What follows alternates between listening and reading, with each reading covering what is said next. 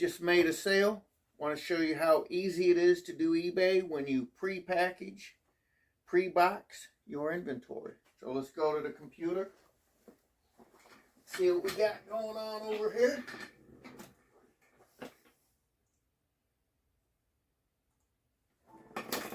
A lot of people do a lot of work when they make a sale. And the stuff that you sell adds up. So really it's a choice. Do you want to do a lot of work when you make the sale and you're on a time limit?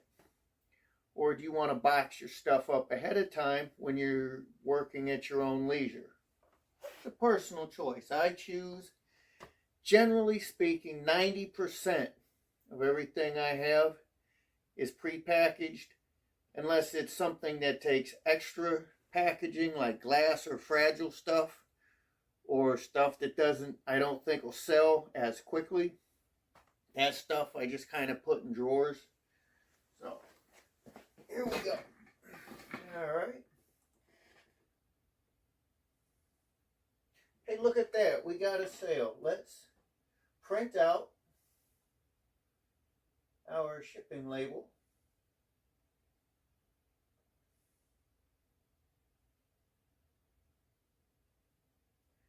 Okay, this is in room 4, which is in the room behind you over there. I don't know if you can see from this camera angle, but I have boxes screwed to the ceiling. What I've done is I've turned my floor joists into shelving, lines of shelving with cardboard boxes. And it is a fantastic use of space if you do your eBay out of your basement.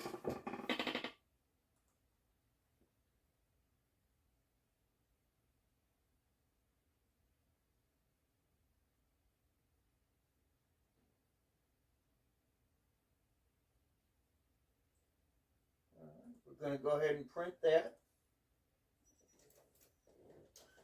So what we want is stock number 2534, which is in here somewhere.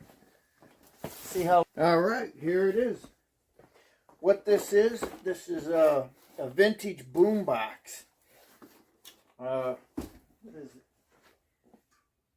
It's a Sony. This is a vintage Sony cassette player radio in here.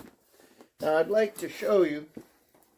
A lot of people think weird things with these post office boxes. However, with priority mailboxes, you can, what we call in the business, Frankenstein a box.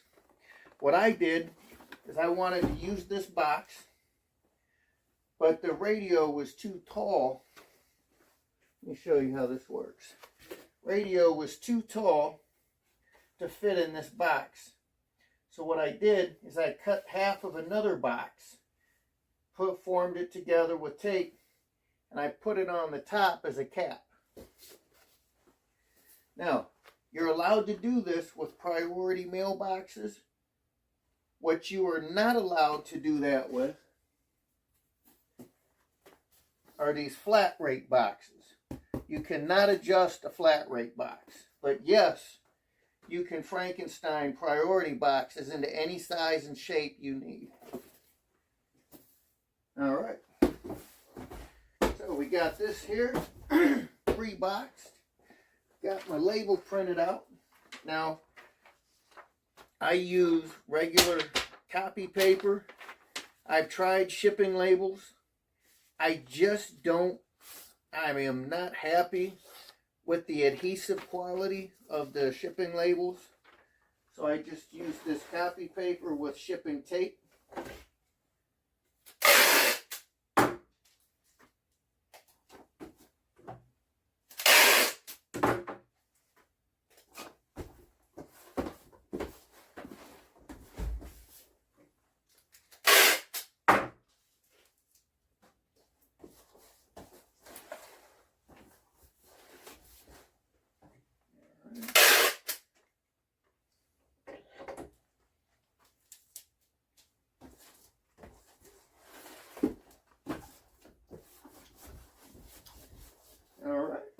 And then this goes over here on the step